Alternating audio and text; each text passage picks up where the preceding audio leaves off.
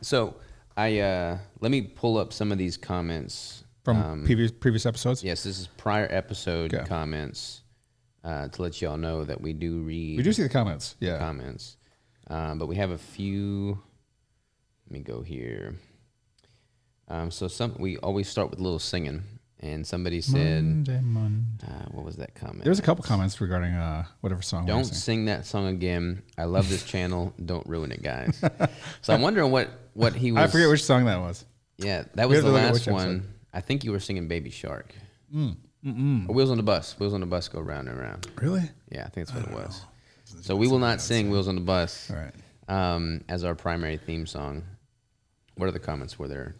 One was asking about cars. Yeah. So I actually saw that comment and I typed out the list of cars that I have owned up until this stage of my life. Or driven. You've got way more cars. I do, yeah. For some reason I have a lot. Why don't you just start ripping and I'll talk about my 3.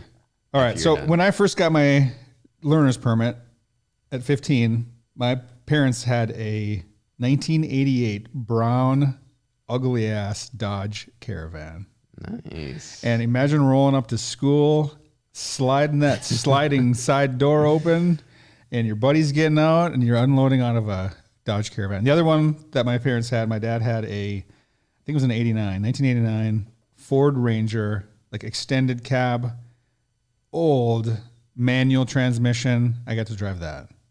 And me and one of my buddies, my best buddies actually a couple buddies, we were just cruising on some backcountry gravel dirt road and we hit a huge water puddle and it splashed up all underneath the motor compartment and the undercarriage and everything, and it cracked one of the headers. Uh-oh. My dad was so upset because I came back in the driveway after that and the truck was so loud. It was like straight exhaust right out of the header. Because it was cracked, and you could open the hood and you could look down in there, and it was it was cracked. And he spent so much time taking that thing apart and swapping that thing out in the garage. He was not a happy camper. But so I had a Dodge Caravan and a Ford Ranger. That was kind of when I was learning to drive. When I got my license, my parents bought me a little Ford Bronco 2. It was just like this little unit that I just loved to just cart around in. 2 doors, right? 2 doors. Yeah. Yep. And it's pretty neat. That was the first vehicle I technically owned and drove on my own. It's where I took myself to my first job. I kind of got my feet wet driving around by myself with my buddies and going and doing all kinds of stuff. Well, one afternoon I was having a great day before work. I did some shopping and I was coming home and I was on a backcountry gravel road and I came around the corner at a stop sign and I kind of fishtailed a little bit sideways. And it started kind of drifting and lost traction. Well, I straightened it out, and then a little bit I went over a bridge, and as I kind of came up off, I think I lost a little bit of traction, and I came down, and I started fishtailing a little bit more. I was screwing around going too fast, I know. And I ended up spinning around and going in the ditch and put the thing on its side. So I was hanging there by my seatbelt, and the passenger side was empty, just my clothes and stuff that I had bought. That was all getting wet because it was starting to fill up with water in this road ditch. It was a pretty deep ditch. And I'm like, holy crap. And I was only half a block from my driveway. I walked home. I could literally see it from climbing out. I climbed out like an army tank. I had to push the door up and open, climb out the top, walked home, called my parents. I was fine. Called the tow company. Tow company came, and they ended up totaling the vehicle by the way they got it out of the ditch. They had to hook on the underside and like roll it up out of the ditch, but they rolled it onto its roof and then back onto its wheels. So they completely crushed it. And how are your clothes? Wrecked. They were wrecked, yeah. I was like so excited. I had just gotten a job. This is my first car. It was a sunny summer day. And I'm like, I'm going to go do some shopping. I got to work tonight. And just wrecked my whole day. That was my first vehicle. After that, I had a Pontiac Grand Am GT 2-door. That was hot with all the ladies, of course. After that. How old were you at that point? Oh, man, I don't know. 16, 17, 18, kind of that end of high school era. You know, you get the loud stereo in there and you do all that kind of fancy shit. After that, I think my next one, because I had that for quite a while. My next one, I was working at a car dealership and as a sales guy, and somebody traded in a single owner, mint condition 1999 Cadillac STS 4-door V8, like just awesome. Like this deep maroon, specialty paint color, chrome wheels. It was like any high school, college kid's dream. Like stock stereo was thumping. That was my next vehicle. After that, I traded up to a Buick Regal GS Turbo. That was when the Regal completely redesigned. They came out with all new body styling back in that time era, and they looked like a little sporty coupe. It was fun. It had a little turbo in it. After that, I got a Chrysler 200. After that, I picked up a 2015 Chevy Colorado Z71. It's a pretty slick little truck. Yeah, those are nice. They're really come a long ways as a mid-sized truck. They are awesome, super versatile. A lot of people like totally convert them for like off-road camping. Like they'll put the rack on there in the tent, and it's like perfect because you can get in some pretty narrow trails. And they're not big. I use it for doing home inspections, so I could get back country roads, and it was 4-wheel drive, and had some suspension or a little bit of a lift and everything. So then, while I was doing home inspections, that was my primary gig. I picked up a secondary vehicle, just kind of as my fun sport around town kind of vehicle. That was a 2016 Tesla Model S P90DL Plus. And that'll break. They don't have all those designations anymore. If you buy a Tesla Model S now, there's only like 2 choices. That meant it was Tesla Model S P90. So it's a performance version of the 90, I think it's kilowatt hour capacity battery. The D meant it was dual motor. So there's a front motor and a rear motor. So all-wheel drive. So all-wheel drive. The L designated that it had a ludicrous mode, which was a $10,000 or $15,000 upgrade enhancement at the time. And the plus, after the DL Plus, meant it had ludicrous plus mode, which was another paid-for option. So anyways, this Tesla, I didn't need a Tesla, but I was doing pretty good by myself, rocking my own self-employment, and I just said, F it, I'm going to just find one. If I can find a used one, I'm going to find a used one. So I found this used one on the Tesla website, one owner, free unlimited supercharging that would transfer from that first owner to one more owner, which would have been me. And I'm like, I got to test drive something. So I went and test drove a Tesla Model S turbo or a dual, high performance one. And I'm like, this is crazy. So I ended up getting that, drove that for a couple of years, even brought it to a drag strip, did some street legal nights, smoked some crazy muscle cars, and there I am, just like, you just punch the gas pedal and it's zzz, there's no noise. It's pretty crazy. Anyways, that was a fun car. Got rid of that. Traded my Chevy Colorado and my Tesla in for a 22 Ford Bronco, the new style ones that are more recent. That was pretty cool. Didn't need anything for doing home inspections anymore because I relocated here. So just recently, actually last year in 2024, I traded my Bronco in for what I have now, and it's a Kia K5. So how many is that total? So that is, including the 2 that my parents had as I was learning, that's 1, 2, 3, 4, 5, 6, 7, 8, 9, 10. I'm on 11 or 12. You got me beat, man. Yeah. But you were telling me the other day, like you hang on to you just run the heck out of them. So my first vehicle, my granddaddy, after he passed away, I got his old truck. It was a 1975 long wheelbase Chevy pickup truck. And it was, I called it the Blue Goose. It was baby blue. And I was super proud of it, but I spent more time working on it than actually driving it. It had a 4-barrel carburetor. So like you punch the gas on that and you just like literally watch the gas gauge go down. Bet. Yeah. So terrible gas mileage, terribly hard to park. Like I always got in trouble at high school. Like people would call me up to the front office and tell me to move my truck because I would like park. And since it was long wheelbase and there was no like power steering or anything in it, like I would take up 2 spots every time, no matter what. So I was always getting in trouble for that. So that was my first vehicle. And then I needed to get something more reliable, more consistent. I wanted to like actually own and buy and work for. So I basically was working 4 separate odd end jobs, like, cutting and selling firewood in the winter, doing a whole bunch of yard work in the summer, mowing, weed eating, all that jazz. And I did that working for my uncle. I saved up $5,000. And then my folks lent me another $1,000. And I bought the truck that I currently have, that I've had for the majority of my life. And it's a 2004 3.7 liter V6 Dodge Ram pickup truck. That's your white one? Yeah, and it's manual everything. Manual windows, manual transmission, manual everything. But I love that truck. Like I've got so many memories in that truck, like taking it places a 2-wheel drive truck should never go, getting stuck on numerous occasions. I mean, that truck was what Crystal met me in, so that was like the truck that we were dating in. When we moved from Washington back to Arkansas, I took all my belongings and fit it in the back of that truck. because I didn't have much. I built a big wooden box behind it, plywood box, and put all my stuff in there, strapped it shut, drove from Washington to Arkansas. And that was my truck. And then when we moved back here, I was convinced that we were going to do the whole van life thing. Like, I was broke, didn't have any money. It's like, okay, we're just going to live on minimal means, and we're going to live out of a van that we convert into like a livable space. So I bought a 2020, I believe, 2018 Dodge Ram, those cargo vans, ProMaster, I think is what it was. And that's what we had that we were going to convert and live out of. But that's when Keto Bricks started picking up. So we started using that for the business, like shuttling supplies and ingredients and stuff back and forth to the kitchen.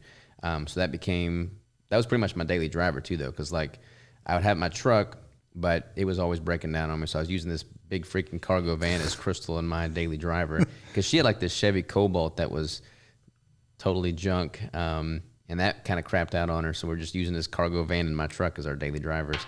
So I had that. And then I bought in 22, I bought my current truck, which is that 2022 GMC Sierra SLT 3500. Big, massive truck, 22,500 pound tow capacity, because I eventually want to get like tractors and a travel trailer and stuff for going to competitions and conferences. So I wanted to get something that I could tow anything I wanted with. So that's what I've got now. Plus, neither the cargo van or my truck could have a car seat. And once we started having kids, like when we had rides, we're like, we have to have a vehicle with a car seat. So I got that, so we feel safe driving it. Crystal got a Tahoe in 2020. Upgraded from the Cobalt to that. That's pretty much her car, so she's got that. I've got the truck, and then that's pretty much it. I guess we got that rig. So the cargo van crapped out on the way to KetoCon one year. Transmission went to bunk. I think you were with us, right, Chip? Like we had to move on the way to the conference. We're like running short on time. The transmission totally shoots out. And you had a bunch of bricks and product. And we had all of our boost supplies, the apparel stuff, all of our bricks. It's like middle of the summertime, headed down to Texas for the conference, and the transmission craps out not very far from here. Like I think probably we'd made it about an hour before the transmission went belly up. So okay, what do we do? So we went and got a U-Haul truck and then transferred everything from the van to the U-Haul, went there for the conference, and on the way back, I called the dealership that we had dropped it off on, and they're like, yeah, it's pretty much totaled. So what do you want to do? And I'm like, well, will you buy it from me? So I sold them the van there on site pretty much, and then I bought that 1999 Freightliner massive ambulance conversion as our company vehicle. So now we've got that gnarly looking, rig out front. Looks like a SWAT vehicle, yeah, because like a SWAT vehicle. Flat black painted. We'll get like a wrap on it at some point, but that's technically one of our vehicles as well. So sweet. That's pretty much my list right there, man. Yeah. Speaking of vehicles, super funny story. It's kind of on a little bit of a tangent, but not necessarily. One of the KetoCons, no, it was the convention in Omaha, I think. Yeah, Hard to Kill. Hard to Kill. Nope, it was KetoCon in Texas. I think it was one of the years before I worked for you guys. And I was going to fly in. I wasn't going there on behalf of Keto Brick or Live Savage or anything like that. I was just going as an attendee, kind of meet up with you guys and just be there.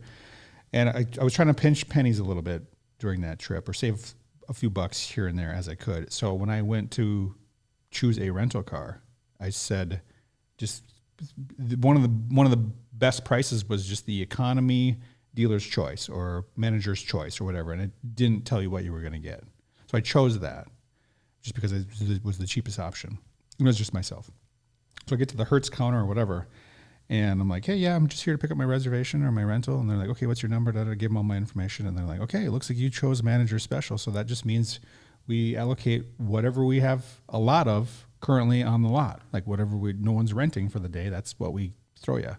And I'm like, okay, cool. What's that? It's a 2022 cargo van, like full length cargo van, no windows, no nothing. And I'm like, you realize what this is going to look like with a dude with a mustache cruising around in a town he has no idea where he's going. Was it white? I don't even know. I didn't even get that far. I'm like, what are my other options? It's like, well, for this amount of money, you can upgrade and we can put you in this or whatever. And I ended up getting like a Dodge Challenger or something. Mm-hmm. So my penny pinching endeavor absolutely backfired, and I ended up paying more for the upgraded vehicle than what I could have from the onset. So you could drive the cargo van, man. If you ever do the manager's choice or whatever they call it on there that doesn't show you what you're going to get, just be ready. Cautious. Yeah, you don't know what you're going to get. Yeah. So yeah, that was one of the listener comments was a car breakdown. We had a few others asking about like cortisol questions, or not cholesterol questions rather. Talking about LDL. I'm going to do a deep dive on that one, so I'm not going to talk about that now. Protein threshold. I've done quite a few topics on that. But we've got quite a few questions in here, so we might have just like compile all these and do like a dedicated. We should. Yeah, we should do like a Q&A session. So keep the questions coming, guys. If you have anything specific you want to chat about, we can. We'll probably do that next week. Honestly, we'll just take all the questions, put them in a list, and we'll just tackle. Try to hit a few of them. So that'll be good. But in other news, still no baby. Still no baby. You guys you're overdue now, right? Or is this due date week? Due date week was last week, so we're technically over the 40-week mark. And Rigel was late too, so we kind of anticipated this. Everybody says second baby comes sooner, but that's just the way our world works. He's just in there baking a little longer. Yeah, okay. I told we were talking yesterday in the meeting, and like he's gonna come out with a full set of hair. I'm like, man, he's not even working on the hair right now. He's already got things working on the mustache now. Oh yeah, so he's already employed. He's gonna clock in when he comes out. Yeah, for sure. We could use him. Yeah. So still no baby. So Crystal's getting kind of antsy, stir crazy. She's doing all the stretches, all the spinning babies, all the stuff, trying to get this little guy moving. But because you have family in town that's ready to help, right? Yeah. So her sister Heather and daughter Caroline, they came in prior to the 40-week mark because Crystal was convinced that he was going to come a little bit early. So they came to help with Rigel, and if we had to go to the hospital, like they could be at home with Rigel. So she kind of feels bad for her because she had her come early. And we're still waiting on the baby. I mean, she's a school teacher, so they're out for the summer right now anyway, so she's flexible. But she's obviously away from all of her family in Washington. So, yeah, just kind of one of those situations, Hurry up and wait. But, yeah, I mean, at this point, like, she's doing everything she could do, and it's like you just got to have faith, hope for the best, hope all is healthy, and be at peace with it. Can't force nature. Can't force nature. That's what we got going there. We got all of my. Did we talk about blood work on the last work podcast? We may have a little bit. Some of your FGF21 high fat. I think we talked about lipids. I don't think I had the hormones back yet. Probably not. No, you didn't have hormone stuff back. So I'm about to do a full-blown dedicated podcast on that experiment specifically. So I'm not going to go into crazy detail with that here, but I will say I took 3 weeks in between blood draws. I had that week. Kind of returned to baseline intake of 3,000 calories, kind of like a washout, intuitive eating. Then I did the experiment for 2 weeks, eating 1,000 calories above baseline. So 4,000 calories a day, 400 grams of fat a day, less than 9% of my calories coming from fat. And in that time, between lab markers, all of my lipids improved, which was interesting. I mean, my triglycerides dropped, my LDL dropped, like, did not expect that.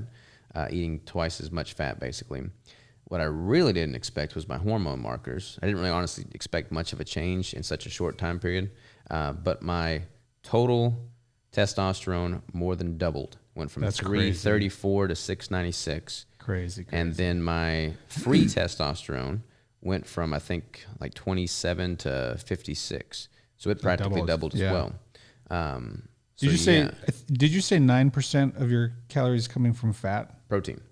Okay. Yeah. Did I say fat? I thought I heard you say fat, but just to clarify in case you did. Yeah. Like fat calories were like super 85 high fat, to 87%. Super low protein. Yeah, super low protein. Kind of mimicking the amount of protein in the SD sugar diet. Yes. Pretty much mimicking basically the exact opposite. So for all intents and purposes and for hyped up headlines, you could theoretically say I more than doubled my testosterone naturally doing the exact opposite of the sugar diet. That'd be a little viral clickbait thing for you. So I don't know what the hormones would look like had I done the sugar diet, but I'm obviously not going to do the sugar diet.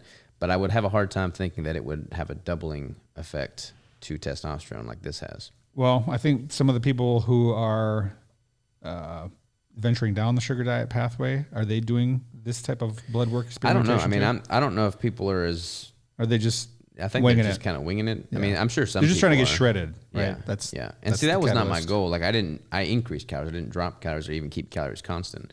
So interesting to say the least. I'm going to again talk about this in depth on my experiment podcast, but I think this would have 2 specific use case scenarios. One, if you're in a longer prep and you want to have a bump in your metabolic rate like you. Yep. So we'll try that for you after your first competition because you'll still have another 2 months of prep. So we'll increase your calories, increase your fat ratio. Now, the only thing I'm thinking, let's just some quick math here. Man, is it really 2 months? I'm going to die.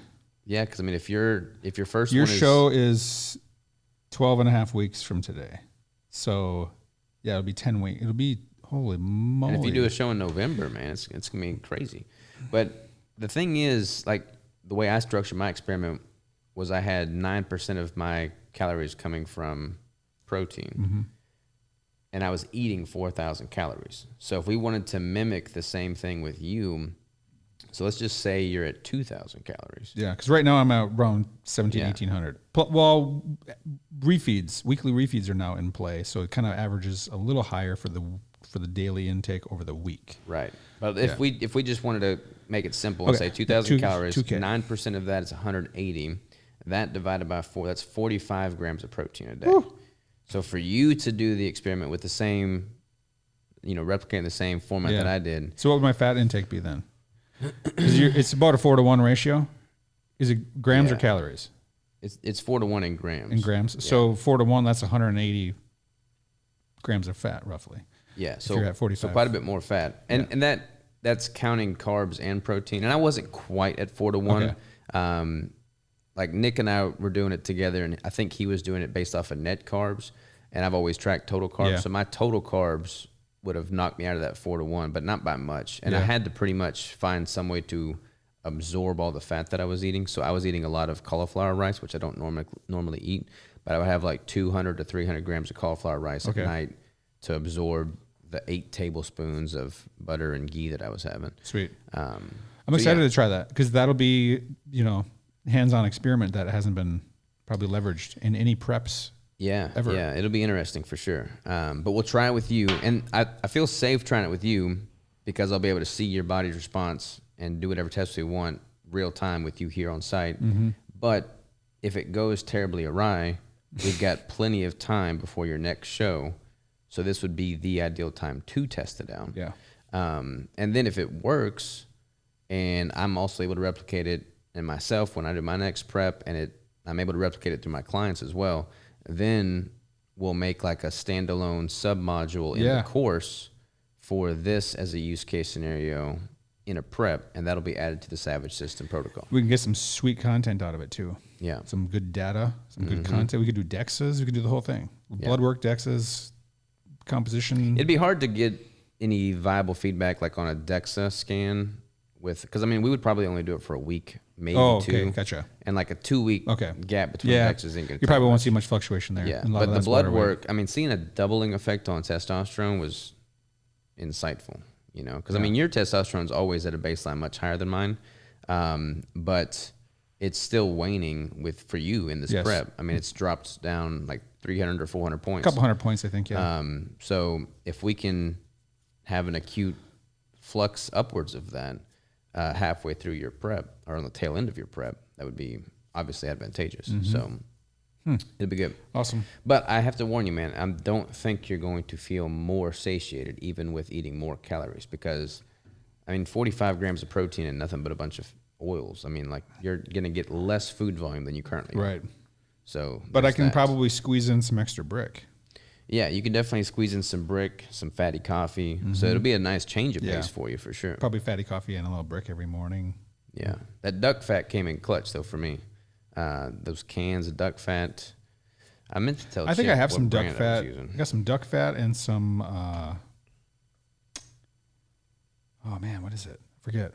Maybe some rendered pork fat or something at home. I forget. Got a couple jars from like Epic. The duck fat's good. And then I was doing that SCT oil, which is pretty good. I like that a lot. It's tasty.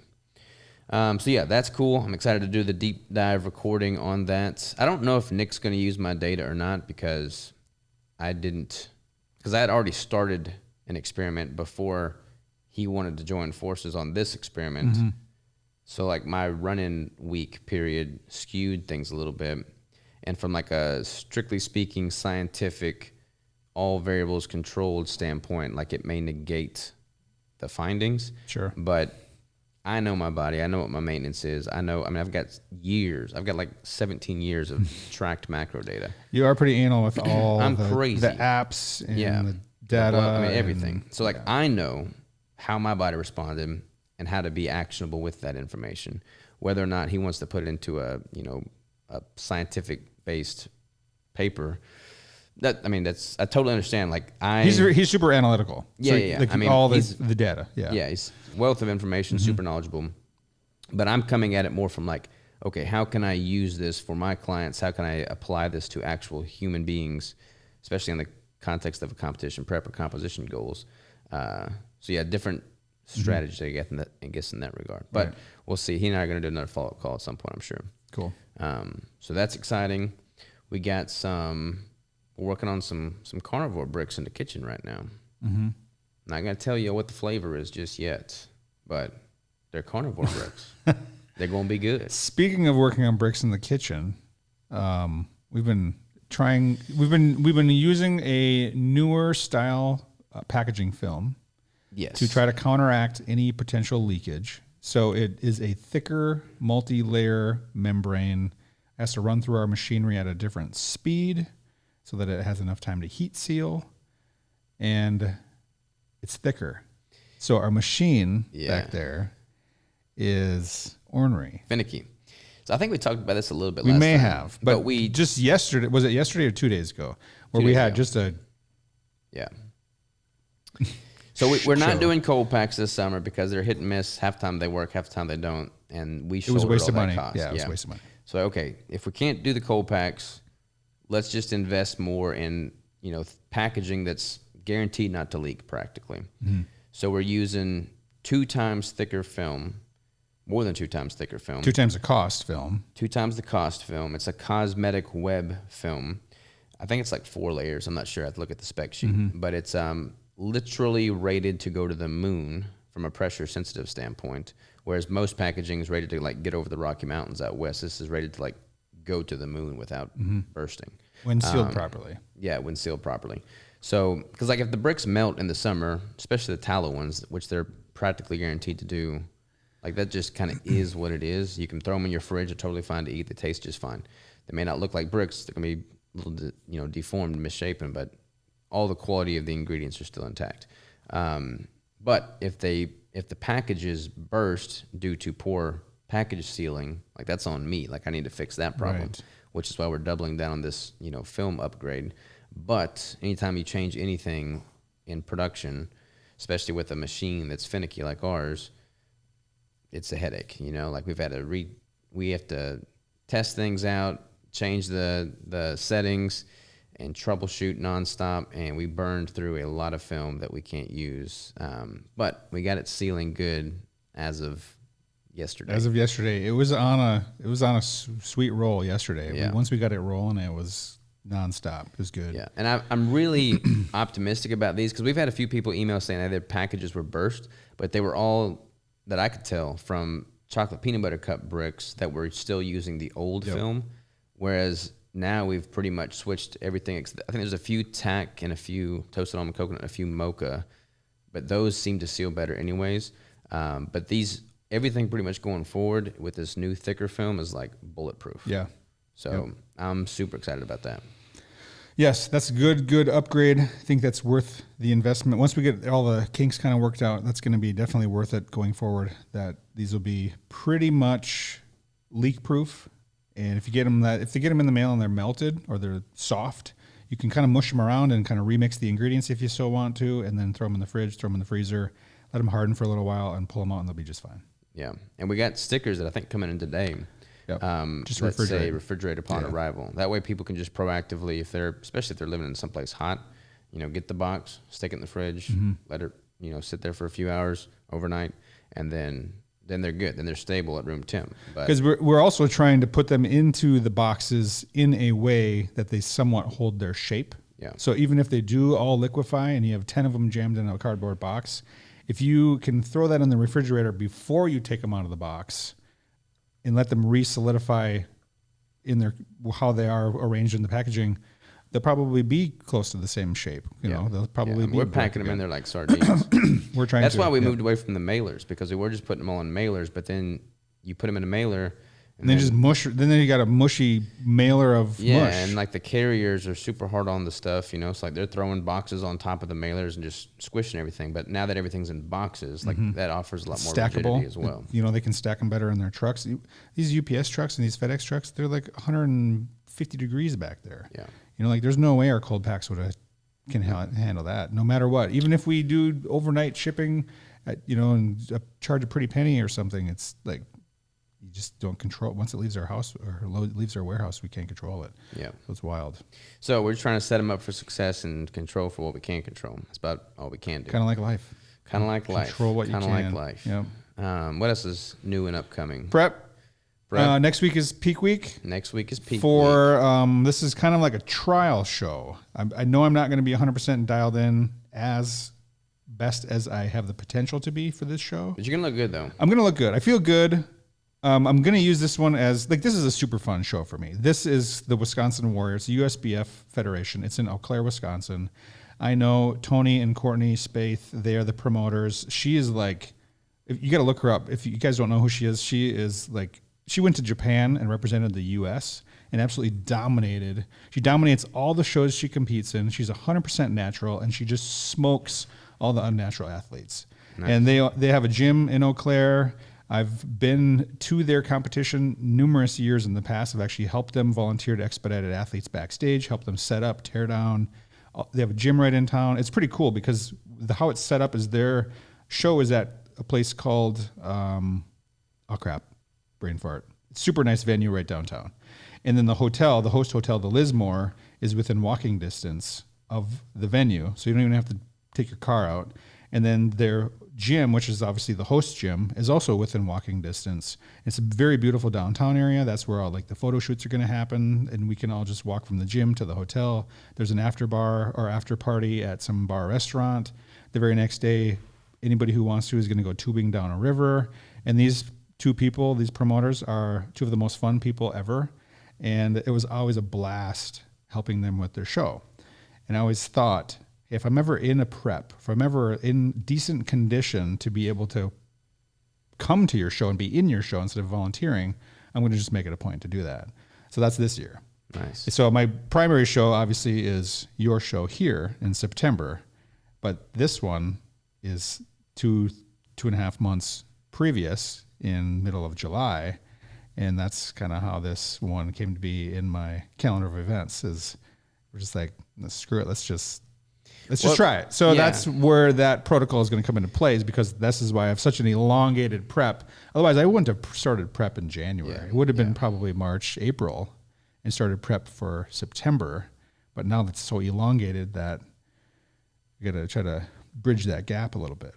Yeah. But you're not going to be peaked for this show, but you're still going to look pretty good, man. Yeah. Like, we've been working on posing every single week, and like you're starting to see all the serratus veins, and you're getting veins. Once you start to see vascularity or veins crossing your abs, you know you're getting pretty dialed in everywhere else, because that's kind of the last place you'll start to see those. Yeah. And everything will just tighten up even more for September.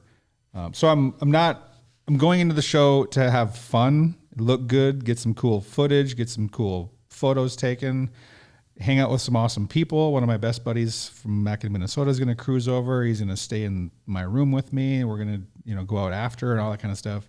So it's going to be just kind of a nice little bodybuilding adventure. It'll kind of like settle all your nerves for the shows you have later in the year, like getting on stage, because you hadn't competed again since. I haven't been on stage since 23. I did prep in 21 and a prep in 23, and then this is 25. You and I both competed in 23? Are you sure it wasn't 22?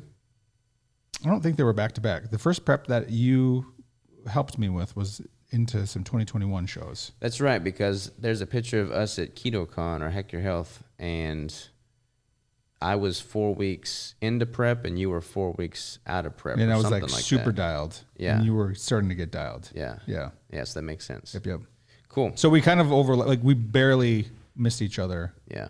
But in 2027, We were just talking about this today. 2027, we might hit the same stages. Oh, for sure we are. Like it's gonna be good because like you and I are gonna do like a legitimate bona fide build in 2026, and like I'm gonna actually give the build all the attention it deserves. We should track data. We should do DEXs prior to. We should do all that. Yep. I'm gonna be as rigid in my build as I am in a prep, and just like have all of that data. I mean, in a prep or in a build, I've always just eaten at a surplus, gotten enough protein, lifted hard and heavy, like all the things you're supposed to do. But I want to like take more of an analytical approach to it this time. Fine tune it. Yeah, really fine tune it, and then just like incorporate that into the course more as well, like having more of a building focus in there as well. So we'll do that in 26 and totally capitalize on that year 2 build, and then you and I will start prep. I don't know when we'll start prep, but it'll be in early 2027 for 2027's competitive season, and then you and I will compete against one another. And see who reigns king. It'll be good. That would be fun. You're gonna have me beat on size. I definitely need at least a couple weeks or months of just flexibility, freedom, nutritional, just eating to intuition, enjoying the foods that I kind of take out during prep. Just a little break. Yeah, obviously still keto, but yeah. But like eating intuitively, ad lib. Yeah. I mean, after depending on if you do your November show or not, but pretty much from there until whenever you want to start in 2026 would be that for you. Well, I want to reverse safely out of it too, though. Yeah. So it really just depends on November. Like if you want to do, because that's in 2023, back before I was keto, that's what tailspun me into keto. Is a shitty, non-existent reverse diet out of a bro diet competition. And I just gained a ton of, anyways, that's a different story. But. Yeah. The reverse diet portion is huge. Yeah. And that'll start and end depending on when your last show is. Right. So yeah, we'll get all that figured out. But I am excited to compete against you because like we got all this content in the course, and I was watching a bunch of it. And like there's so much footage of either you in prep and me in build, coaching and looking at things and getting content of you, or you in a build and me in a prep. Like meeting up for a competition and doing posing and stuff, but there's not any of us dialed at the same time. Yeah. So it'll be cool to do a full blown prep and document it, us in sync basically. We could do like combined content, what your macros are at, what my macros are at, stats, all that good stuff. Sweet. Yeah, that'd be awesome. Good. I'm excited. But you got some time until then. We got some time. I got some time. Yeah. That's in the 2 year, that's the 2 year goal. Right 2 year horizon. Yeah. How we doing on time, Chip? How long have we been rocking? 38 minutes exactly. That's about perfect. About perfect. Well, let's call it a wrap on this one, and we got a bunch of stuff to do today. A lot of good stuff to do today. So let's just rock on that. Rock and roll. We'll see all y'all next time. Drop us your questions. Drop us your questions.